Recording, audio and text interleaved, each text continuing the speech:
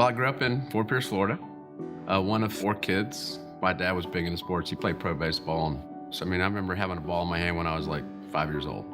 In high school, I was captain of the football team, captain of the basketball team, played baseball, ran track. So I ran all 4 sports. And I think that's partly how I got my leadership skills was out athletics. I went through the whole program at Florida State as a PhysEd major. And my dad just got on me about why PhysEd?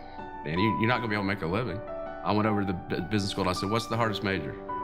And they said accounting. And I said, well, I want to be an accountant. And so I switched to accounting after I literally had graduated in PhysEd. One of the hardest classes was tax. And there's this guy named Rosa who was the toughest SOB teacher. And he motivated me and a lot of students to really do better. In business, you got to lead if you want to be in management. And I think Florida State teaches you how to do that. They really do. I graduated with honors at Florida State and went into public accounting right out of school. A mentor is great, but a sponsor is somebody that can help you at work that also can mentor you and they can help you along. And I found a sponsor right away. The guy that recruited me on campus was the youngest partner at BDO, and he grabbed me and he gave me all his great clients. And one of his great clients was Interface. And they went public in 1983, and I was the audit manager that was on that engagement when they went public. And I got to meet Ray Anderson, the founder of the company. And Ray Anderson is this visionary guy and very charismatic. And he had this vision that Interface was going to be $1 billion company. It was only $50 million. And then I fell in love with Ray. I fell in love with Interface. 2 weeks later, after they went public, I went to work as the financial manager. 3 years later, we're Fortune 500. And I'm actually the youngest Fortune 500 CFO at the time. And one of the things I'm proud of is I actually made the hard calls.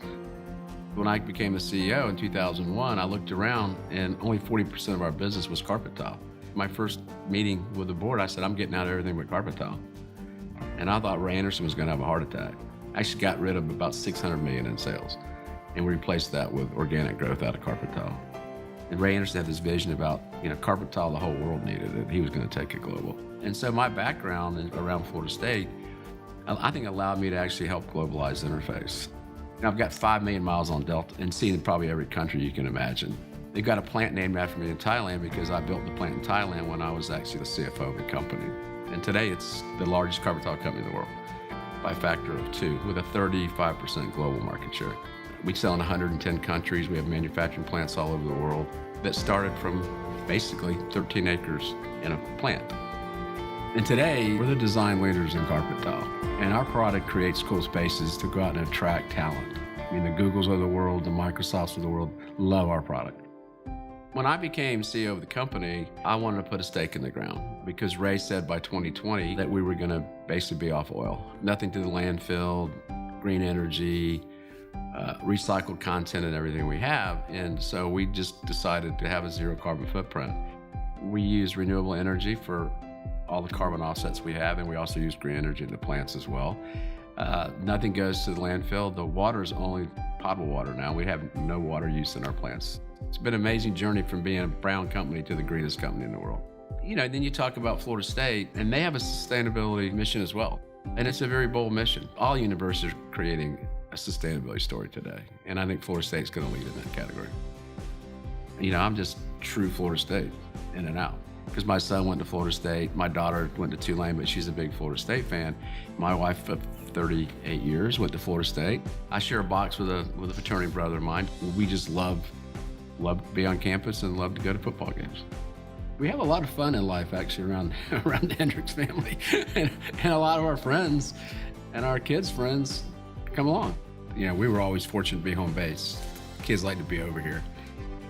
I love mentoring kids. And I like to give speeches. I've given a couple of talks to kids at Florida State, and I've talked in MBA classes, and I've spoke to the boosters, and you get rewarded with the Florida State students because they really do appreciate it. But I actually really enjoy the one-on-one. They're asking some serious questions about how you go to the next level, and it's kind of fun to try and get them there. And I ask them what their greatness is going to be, which is what their passion is going to be. And I get some really interesting answers.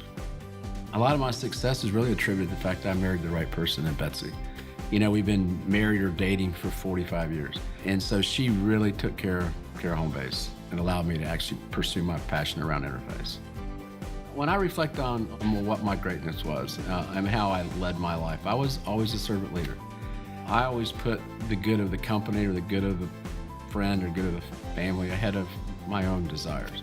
That creates a passion in life that will get you a long way with balance, with family, work, and friends. So to live life with this passion and no fear, I mean, that's the answer to success in life to me, is you go for it with a lot of gusto and a lot of passion, and you'll find your greatness.